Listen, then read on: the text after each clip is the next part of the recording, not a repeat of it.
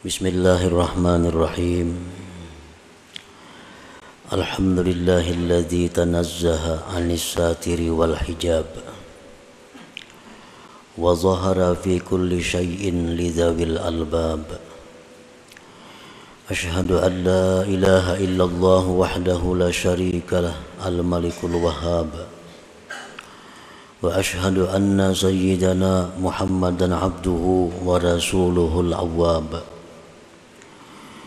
Allahumma salli wa sallim ala sayyidina Muhammadin al-hakimi bil adli was sawab wa ala alihi wa sahbihi wa zurriyatihi ila yaumil ma'ab.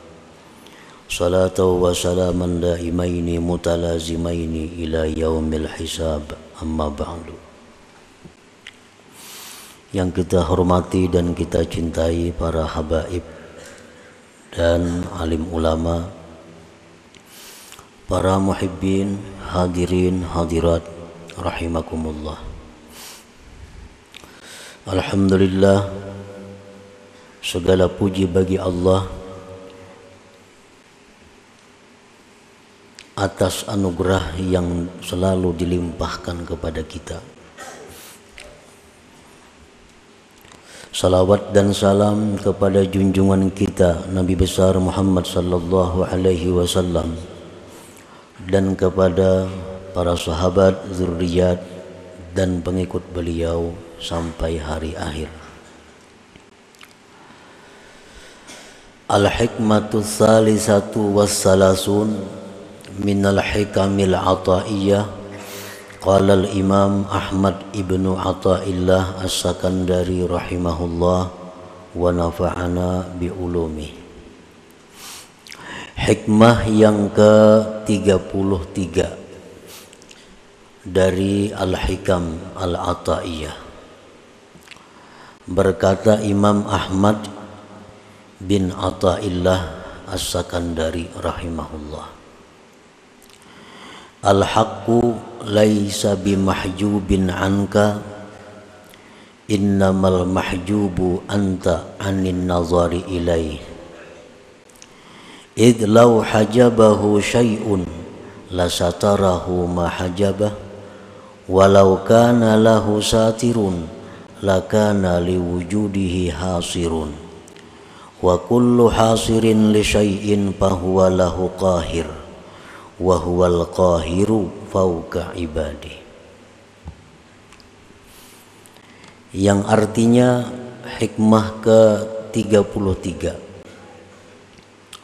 bermula Tuhan kita Allah subhanahu wa ta'ala tidaklah dia terdinding daripada engkau, hanya saja yang terdinding itu adalah engkau daripada memandang kepadanya. Karena jikalau mendinding akan Allah oleh sesuatu, niscaya menutupi akan Allah oleh sesuatu yang mendinding dia. Jikalau ada bagi Allah sesuatu yang menutupi, niscaya bagi adanya Allah itu ada yang membatasi. Dan tiap-tiap yang membatasi bagi sesuatu, maka yang membatasi itu bagi yang dibatasi menguasai, mengalahkan.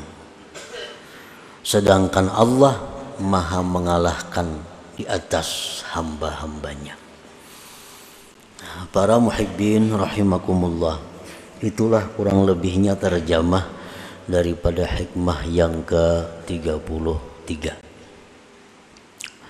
Maksudnya adalah yastahilu bi haqqihi ta'ala al-hijabu fala syai'a yahjubuhu li'annahu akbaru kulli syai' wa azharu kulli syai'.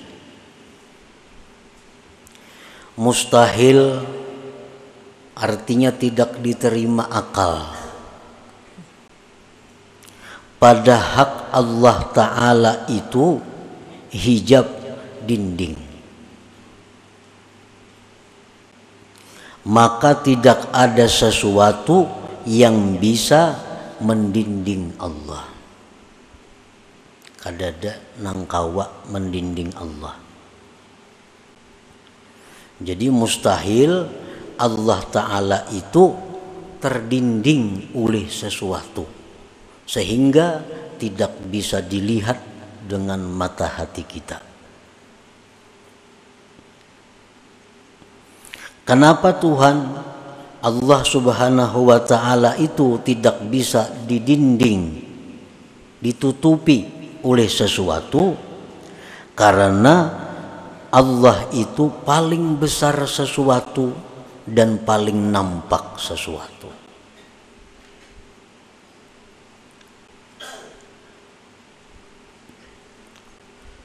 Allah itu maha besar. Selain daripada Allah itu kecil. Maulah nang kecil ini melindungi lawan yang maha besar. Kan mustahil.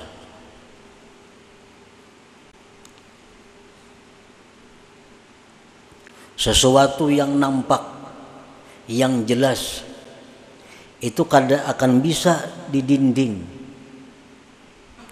ditutupi oleh sesuatu yang samar, yang kada jelas. Wa idza lam tarahu wa huwa akbaru wa azharu min kulli syai' fa syai'un fika yahjubuka an musyahadatihi. Apabila mata hati engkau itu tidak melihat Allah, padahal Allah itu paling besar sesuatu, Allah itu paling nampak dari segala sesuatu. Apabila mata hati kita tidak bisa melihatnya, maka berarti ada sesuatu pada engkau yang mendinding engkau daripada menyaksikan Allah Subhanahu wa Ta'ala. Berarti masalah ini pada kita. Allah Ta'ala itu maha nampak, Allah Ta'ala itu maha besar. Dimanapun kita berpaling, di sana Allah. Tetapi kita kadang melihat. Berarti yang punya masalah ini kita. Kita yang bermasalah. Mata kita. Orang samun melihat umah baiknya jurang itu. Kita kadang melihat. Berarti kita yang masalah ini.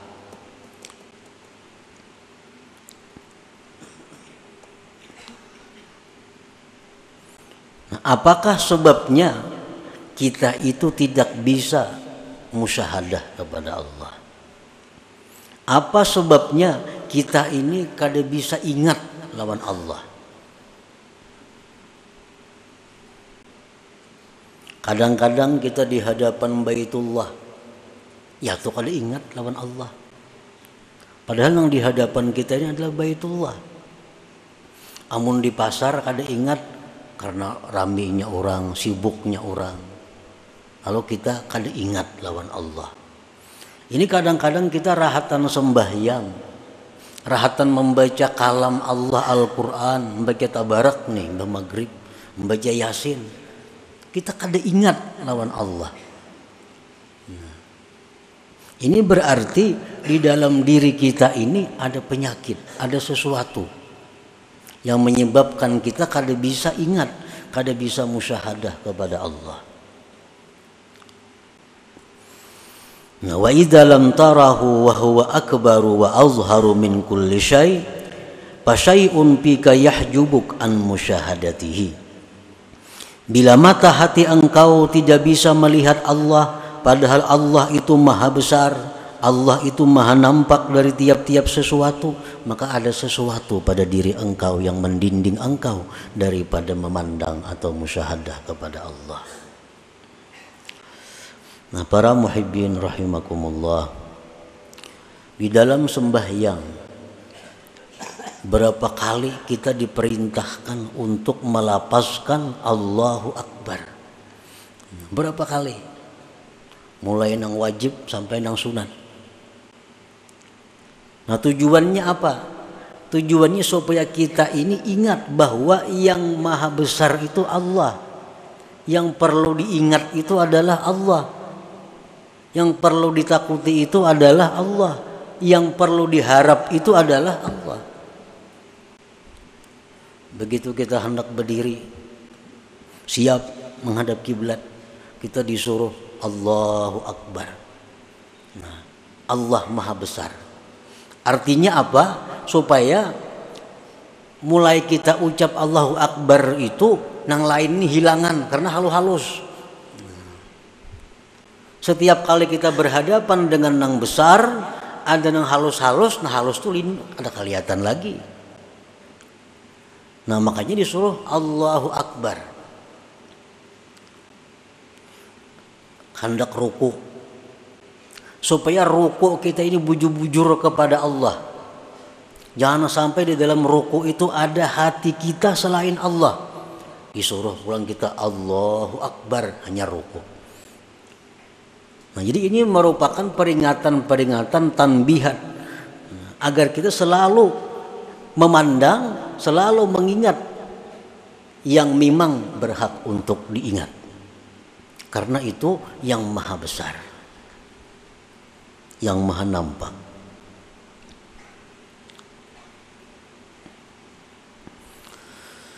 Nah, apabila kita sudah mengakui Allahu Akbar, Allah itu maha besar, sudah meyakini Allah itu maha nampak, Allah itu sangat jelas, tapi kita kada bisa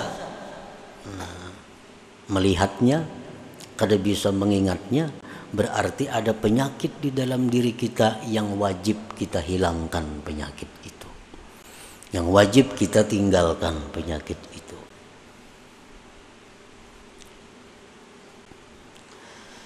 Nah, apa penyakitnya sehingga kita ini kada bisa musyahadah lawan Allah?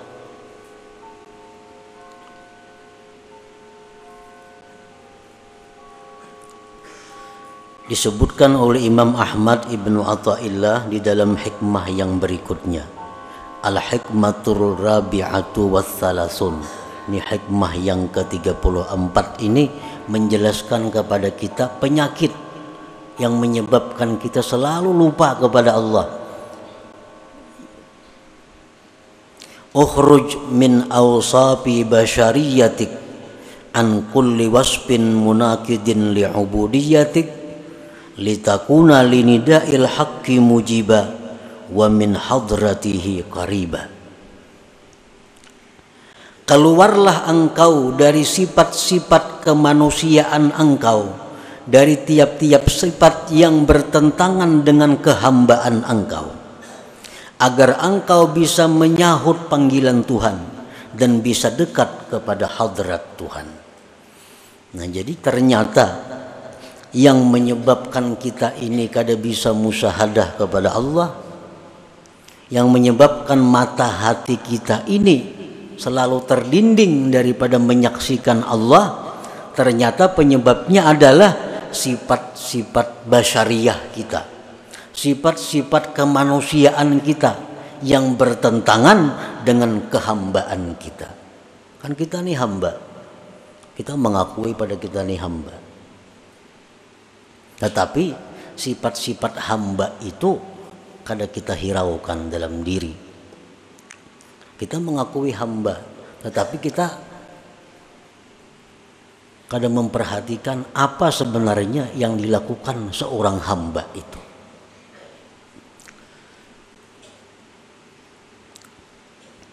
Nah, maksud daripada hikmah yang ke-34 ini adalah khalli qalbak anis sifatil madhmumah al-bahimiyyati was-sabu'iyyati wasyaitaniyati war-rabbaniyah wa halliha bi sifatil ubudiyah yukshaf lakal hijab alladzi fik fatarallah akbar wa azhara kulli syai.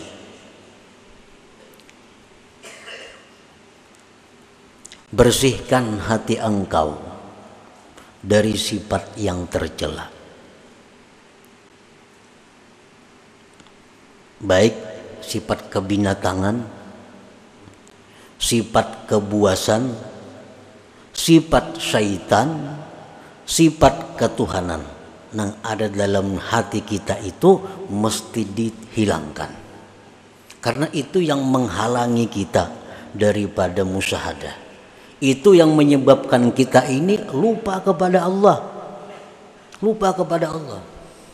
Padahal kita berada di tempat yang semestinya Allah sangat jelas. Dan perhiasilah hati itu dengan sifat-sifat kehambaan, niscaya dibukakan bagi engkau dinding yang ada pada engkau, sehingga engkau bisa melihat Allah itu maha besar, Allah itu maha nampak daripada segala sesuatu. Jadi hijabnya ini, dindingnya ini pada diri kita. Selama hijab itu kada kita hilangkan dari diri kita, apapun ilmu yang kita pelajari tetap kada akan bisa musyahadah kepada Allah. Tetap kada akan bisa khusyuk dalam menjalankan ibadah. Selama kita masih bersifat dengan sifat-sifat yang tercela itu. Ini masih ada hubungannya dengan hikmah yang ke-32 minggu dahulu. Ini telah disebutkan pada minggu dahulu bahwa yang utama bagi engkau itu adalah menghilangkan keaiban diri engkau. Itu yang utama. Amalan-amalan nang pacang bakaramat, amalan-amalan nang pacang sugih, amalan-amalan nang pacang dihormati orang, kada usah digawi kalau masih kita punya sifat-sifat yang tercela. Amalan hendak masuk surga kada usah dibaca.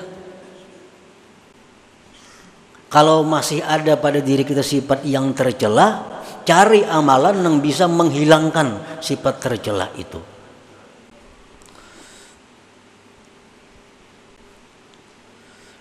Sifat bahimiyah. Kita lahir ke dunia, seorang manusia ini disertai dengan 4 sifat itu. Sifat kebinatangan, kebuasan, sifat syaitan, dan sifat ketuhanan. Keempat-empatnya ini mesti dibersihkan. Sifat bahimiyah itu macam apa? Kebinatangan itu kaqada'i syahwatil batni wal farji wa ma yatba'uhuma min hubbiz zina wa hubbil mal. Sifat kebinatangan yang ada pada diri kita ini adalah selalu ingin meluluskan syahwat perut dan syahwat kemaluan. Ini sifat kebinatangan. Nang jadi prioritasnya adalah makan dan kawin. Bahasa kita ini itu. Pikirannya nih makan lawan kawin. Nah ini sifat kebinatangan yang menyebabkan kita kada kawa ingat lawan Tuhan.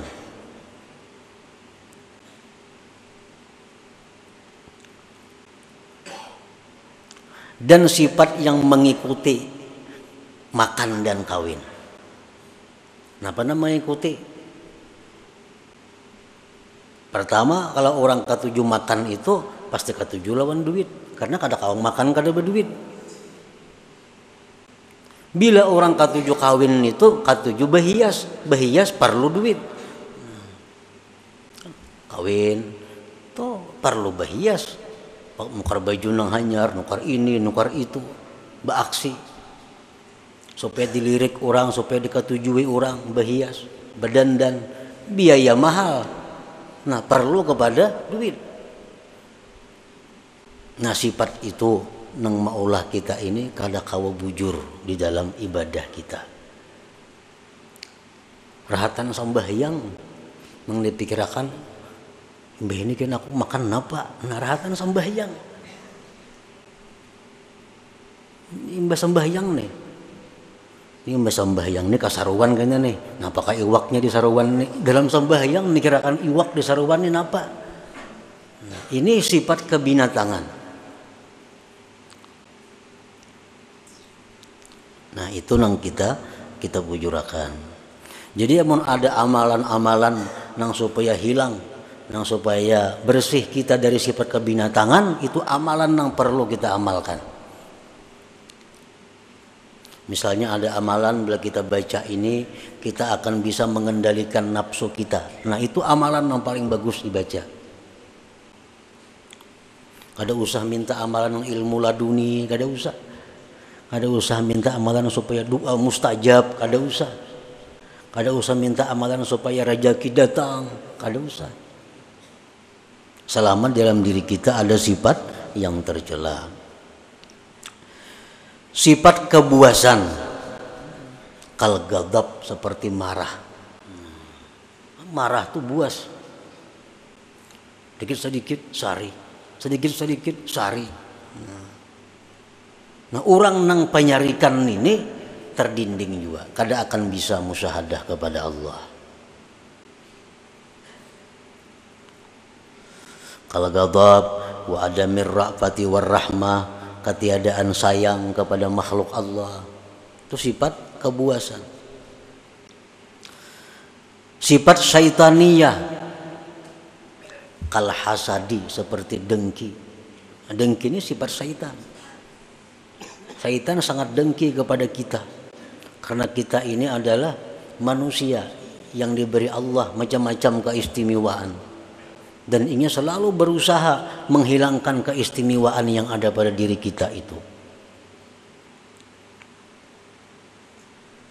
Apalagi sifat syaitan itu idmarisu, menyembunyikan kejahatan di dalam dirinya.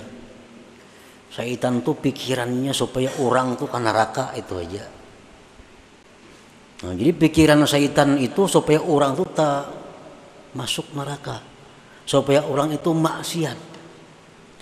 Nah kalau dalam diri kita ini ada pikiran supaya orang itu kalah daripada kita, supaya orang itu rugi kita nang untung, supaya orang itu sakit kita nang nyaman. Nah selama pikiran itu ada pada diri kita, berarti kita ini ada sifat syaitan. Sifat syaitan. Dan itu mendinding kita daripada ingat kepada Allah. Wasifatur rabbaniyah, sifat ketuhanan itu apa?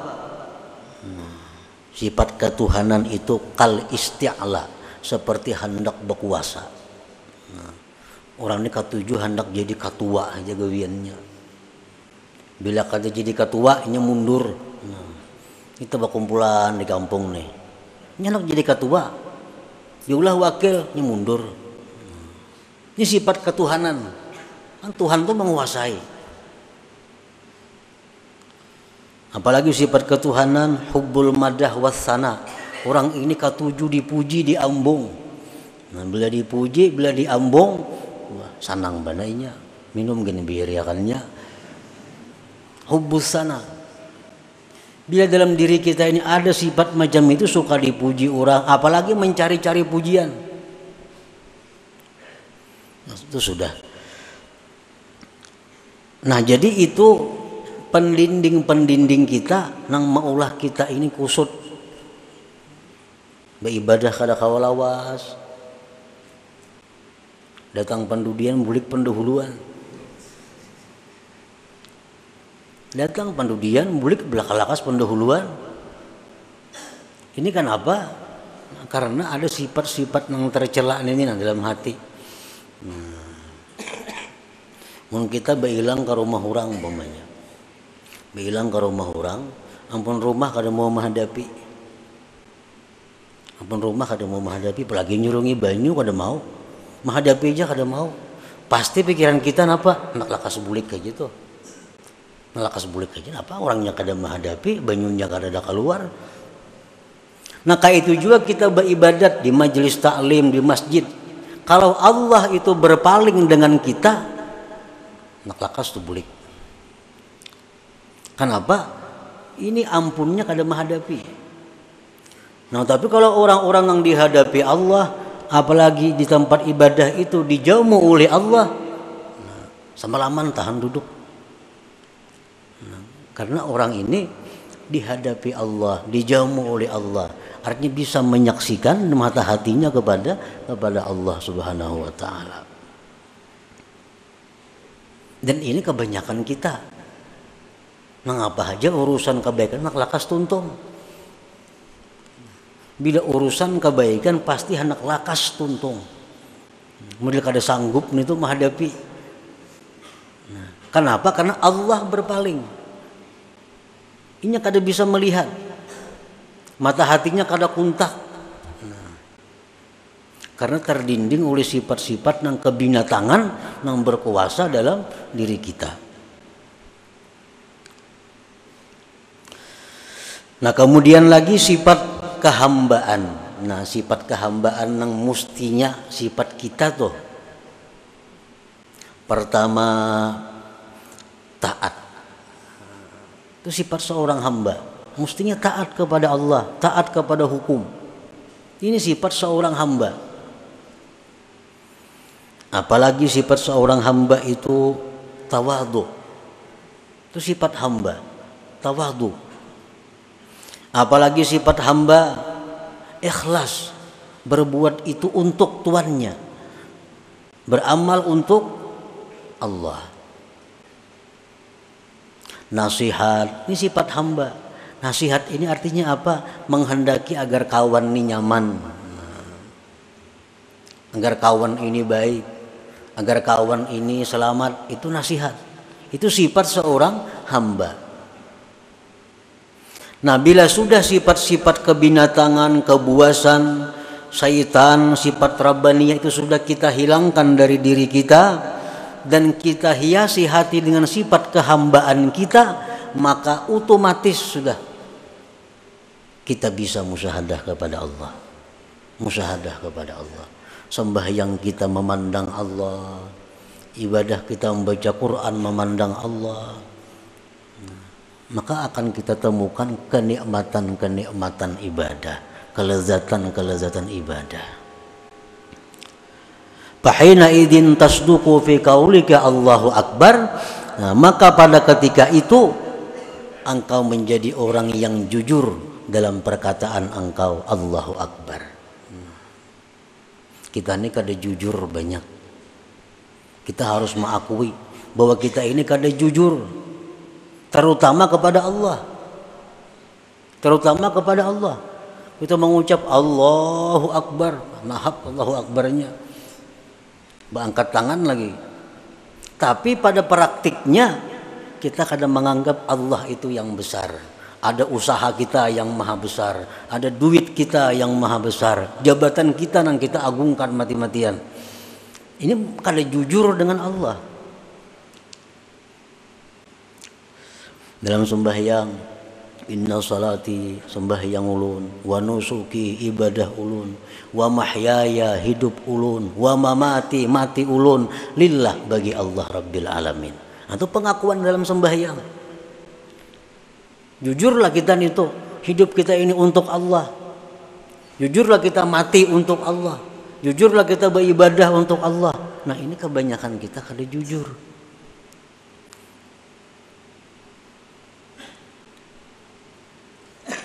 Nah, jadi istighfar, permintaan ampun kita kepada Allah itu yang utama adalah kita minta ampun kepada Allah atas ketidakjujuran kita kepada Allah itu.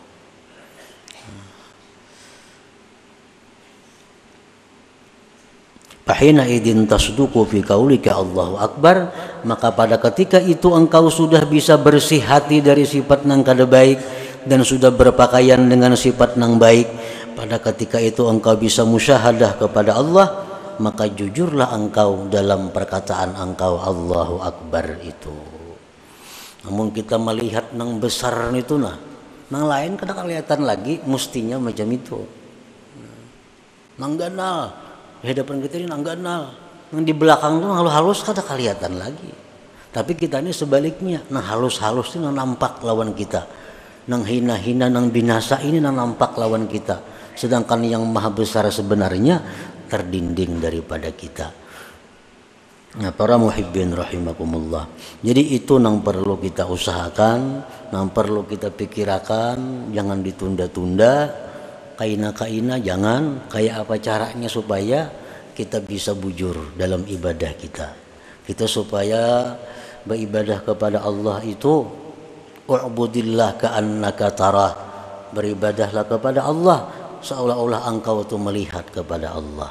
Nah, kita kalau disuruh beribadah melihat Allah Ta'ala. Nah, karena di dalam hati kita banyak penghalang, banyak pendinding. Kalau Allahnya nampak, Allahnya jelas, tapi kitanya yang punya masalah. Nah, jadi tugas kita adalah mempelajari ilmu kayak apa cara supaya bisa demikian, mencari amaliyah kayak apa supaya bisa jadi demikian. Itulah pekerjaan yang paling afdal yang kita kerjakan pada saat kita dipenuhi dengan sifat-sifat yang tercela itu. Nah, selanjutnya hikmah yang ke-35 ila hadratin Nabi sallallahu alaihi wasallam. Al-Fatihah. Bismillahirrahmanirrahim. Iyyaka na'budu wa iyyaka nasta'in. Shiratal ladzina ya Allah biha ya Allah biha ya Allah biha husnul khatimah ya Allah biha ya Allah biha ya Allah biha husnul khatimah ya Allah biha ya Allah biha ya Allah biha husnul khatimah فيا أيها الرجل منه شفاعة صلوا عليه وسلموا تسليما اللهم صل وسلم